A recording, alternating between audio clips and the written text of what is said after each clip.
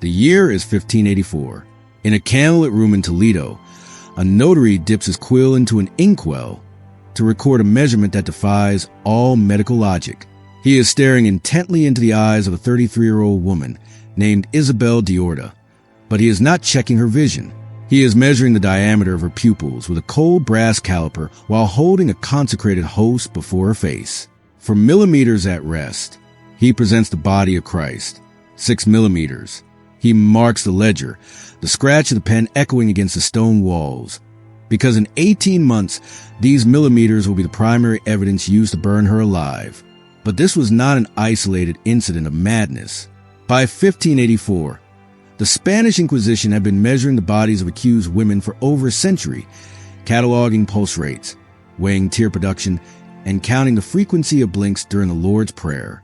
They had compiled entire libraries of manuals dedicated to the terrifying premise that a woman's flesh will reveal what her words tried to hide.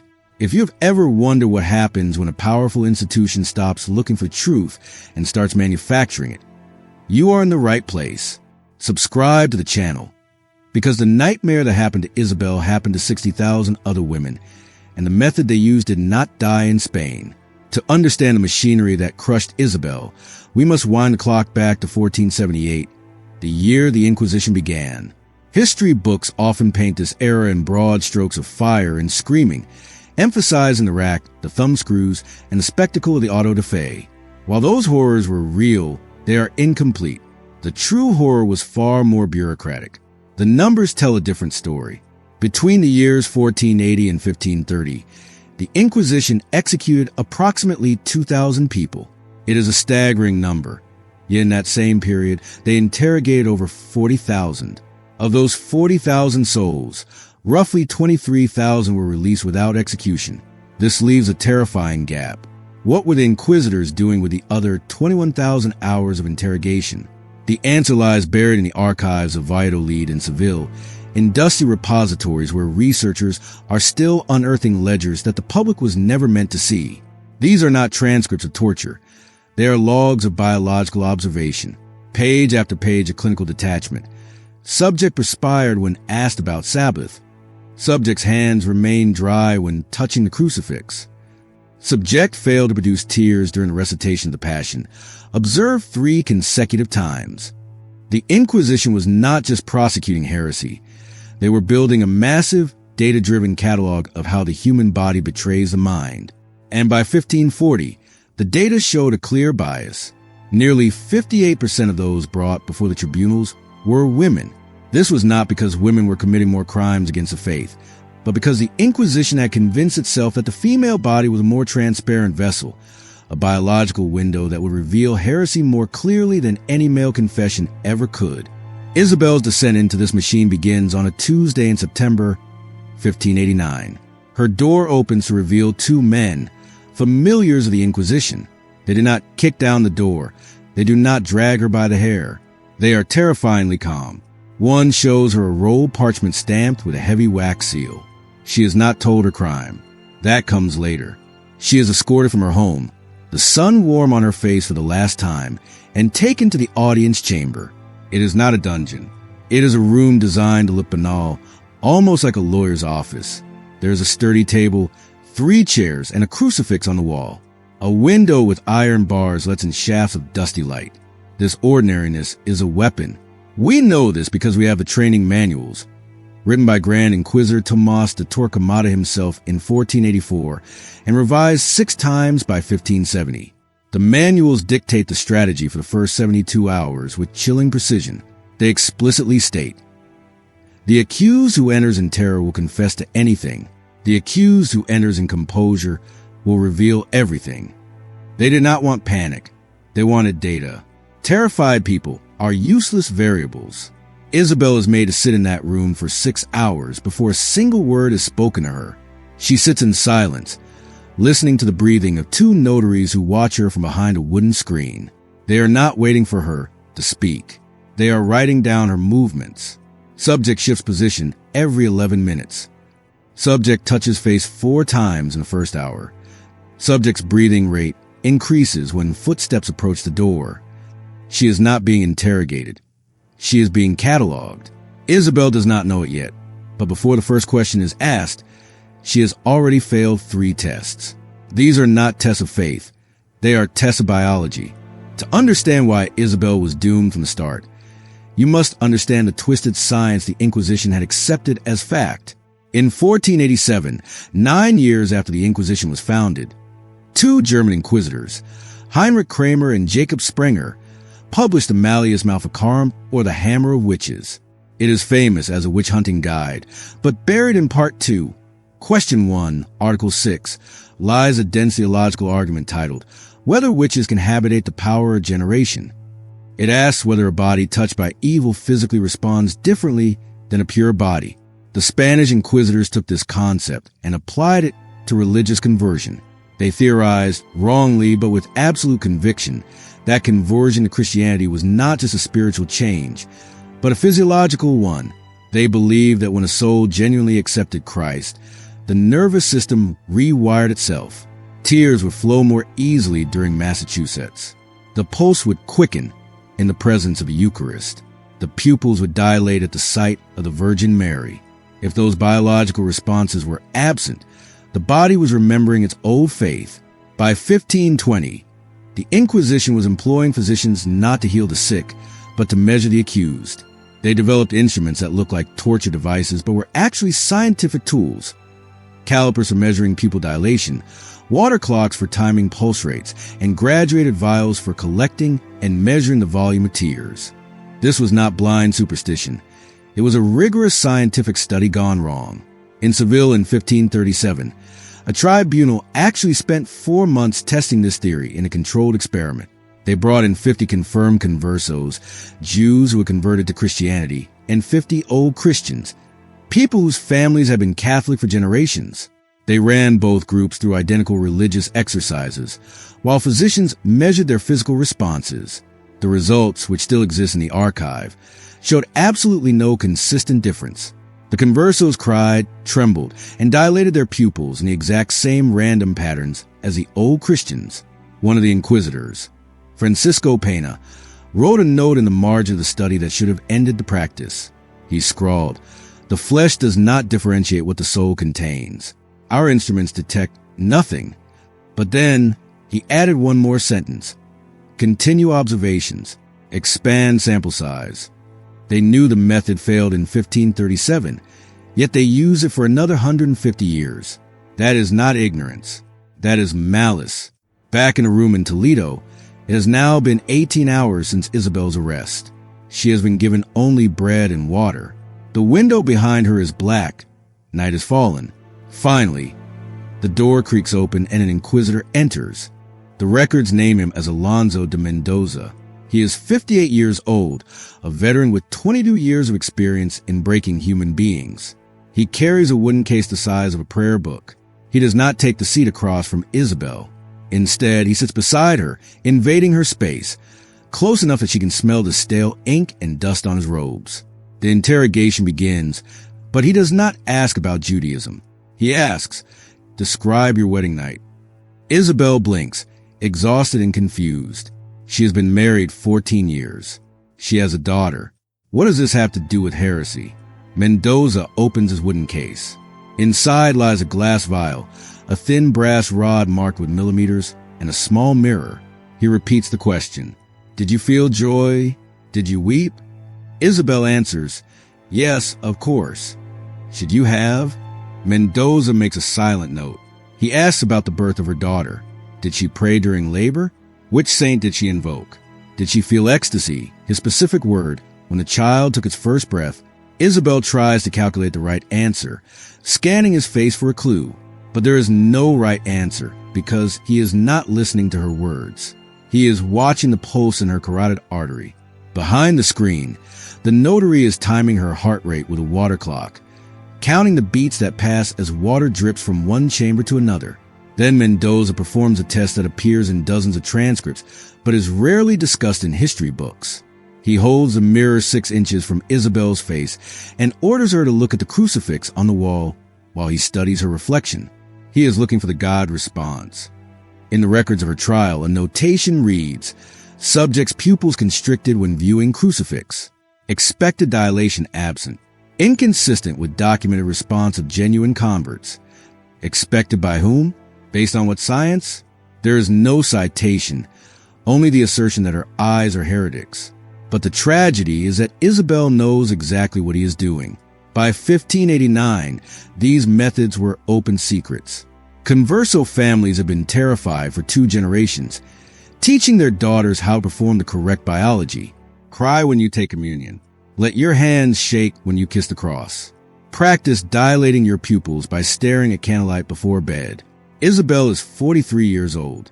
She has spent 20 years making her body lie, and yet, under the pressure of the water clock and the caliper, it is not enough. After 22 hours of the psychological siege, Isabel is moved to a cell. It is 10 feet by 12 feet, lit by a single flickering candle.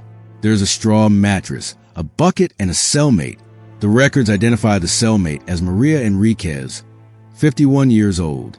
Maria claims she has been there for 3 weeks, accused of reading prohibited books. She seems kind, exhausted, a fellow victim. She is lying. This technique is straight from the Inquisition manuals, specifically the section titled Detestibus Occultus or on hidden witnesses. The manual instructs, when observation alone fails to produce evidence, place a cooperative witness in the cell. Instruct her to befriend the accused. Record all conversations. These women were called auras, or ears. Some were prisoners trading information for their lives. Others were paid employees who had never been accused at all. Maria asks gentle questions. What was your life like before? Do you have children? Are you afraid? Isabel, isolated and desperate for human warmth, begins to talk. She speaks of her daughter, her late husband, and how she lights candles on Fridays. Not for the Sabbath, she insists, but simply to clean the house. Behind the wall, a notary is transcribing every word. But the ear does more than listen. Maria performs. At night, when the candle burns low, Maria prays loudly. She clutches a wooden rosary and weeps, tears streaming down her face, her body shaking with what looks like profound spiritual agony. Isabel watches this performance and realizes with sinking dread that this is a demonstration. This is the standard against which her own body is being judged. Isabel tries to mimic it. She prays, she forces tears, she wills her hands to shake. But the notary records a failure. Subject's tears inconsistent. Ceased abruptly when cellmate stopped praying. Physiological response suggests performance rather than genuine devotion. They are not just spying on her. They are grading her grief. On the 7th day, broken by the surveillance, Isabel confesses. She admits to lighting candles, to avoiding pork, to teaching her daughter a Hebrew blessing she learned from her grandmother. She weeps as she confesses, genuine tears of relief, believing that the truth will set her free. She expects reconciliation, public penance, perhaps the yellow San Benito robe, but she expects to live. Mendoza closes his ledger, thanks her, and Isabel is escorted out. The door closes. Alone, Mendoza writes the sentence that seals her fate. Subject's confession exhibits physiological inconsistency. This phrase is the ultimate weapon of the Inquisition.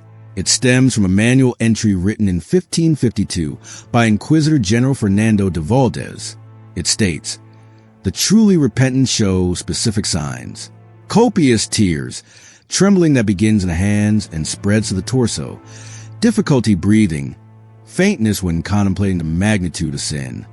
Conversely, those who confess from calculation will display muted or controlled responses." Isabel confessed, but she did not faint. She cried, but not copiously enough. Her trembling remained in her hands and did not seize her torso. Therefore, her confession was deemed a lie. She was not a repentant Christian.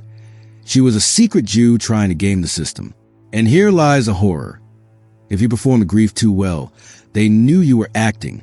The records are full of notations like, subject's physical distress appeared excessive and rehearsed. Too little grief meant you were guilty. Too much grief meant you were guilty. The right amount of grief was a moving target that changed with the mood of every inquisitor. The system was designed so that you could not win. Isabel's story should end here, with her death. But in 1998, A researcher named Carmen Hernandez uncovered something in the Royal Chancery of Valladolid that changes everything we know about this history. While examining a procedural manual from 1623, she found handwritten notes in the margins, private scribbles made by the inquisitors themselves. Next to a section on physiological observation, a note reads, Garcia observed 20 subjects under identical conditions. No correlation between pupil dilation and confession validity. Method unreliable. Another note, dated 1631, tested tear measurement protocols. Old Christians and Conversos show identical range of responses. Physiological detection cannot distinguish belief. And then, a note from 1642, aware method lacks foundation. Continue use pending alternative procedure. They knew, decades after Isabel burned, they privately admitted the science was junk. Yet between 1640 and 1680, the inventory of these instruments increased. More mirrors, more calipers, more water clocks.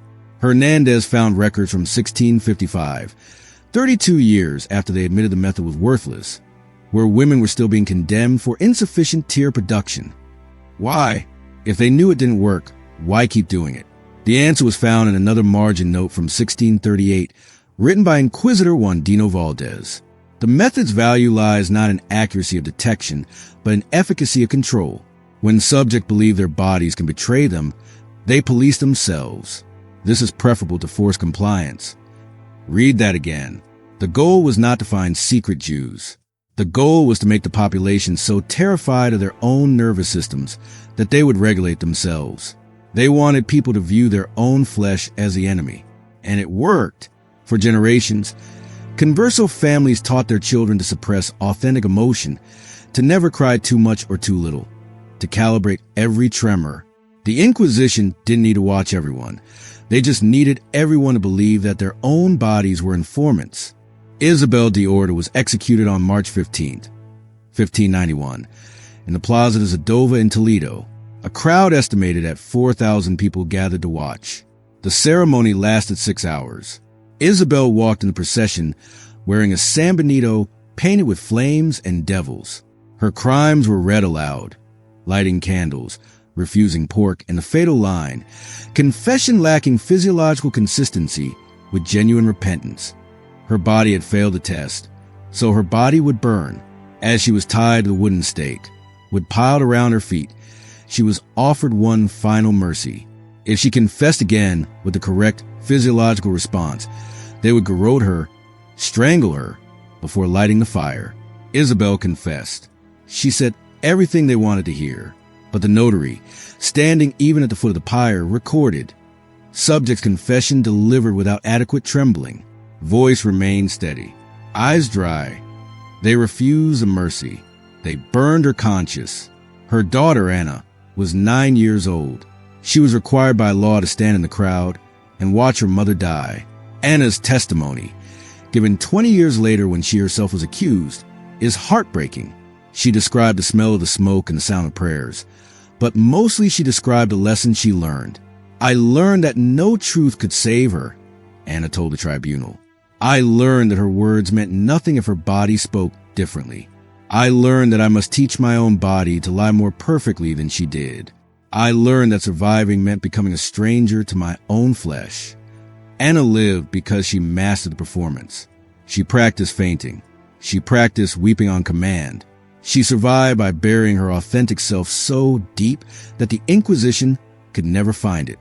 The Spanish Inquisition officially ended in 1834, but the dark logic of the biological lie did not die with it. In 1692, during the Salem witch trials, women were ducked in water to see if they would float, another test where the body was supposed to reveal the guilt of the soul. From 1933 to 1945, Nazi racial scientists measured skull dimensions and nose shapes, trying to build physiological profiles that could detect Jewish ancestry even in converts. In the 1950s and 60s, the American criminal justice system fell in love with a polygraph, measuring heart rate and skin conductivity to detect deception, operating on the same flawed premise that the body cannot lie. Each iteration claims to be scientific. Each accumulates data, and each ends up targeting the vulnerable. Isabel de Córdoba's file, Case number 4732 still sits in a climate control room in the Toledo Diocesan Archive. It contains 47 pages of observations on her pupils, her tears, and her pulse. The final page contains a single sentence in careful script. Relax to the secular arm. March 15th, 1591. Execution confirmed. No further observation necessary. No further observation was necessary because there was nothing left to observe. The Spanish mystic Teresa of Avila, who was herself investigated by the Inquisition, wrote in 1577, "I am more afraid of those who are so afraid of the devil than I am of the devil himself." She understood the mechanism. The danger isn't just a punishment. It is a performance required to avoid it. It is the exhaustion of making your body testify against your will. They didn't just kill Isabel. They killed the possibility of an authentic life for everyone who watched her burn. If this story revealed to you how power operates when it stops seeking truth and starts demanding compliance, subscribe to the channel. We find the documents they buried, and we resurrect the voices they tried to silence. Because the moment we forget how they turned Isabel's body into a weapon against her is the moment someone tries to do it again. Next time, we investigate what English witchfinders discovered when they threw women into freezing water to see if they would sink or swim, and the terrifying physics they used to prove guilt.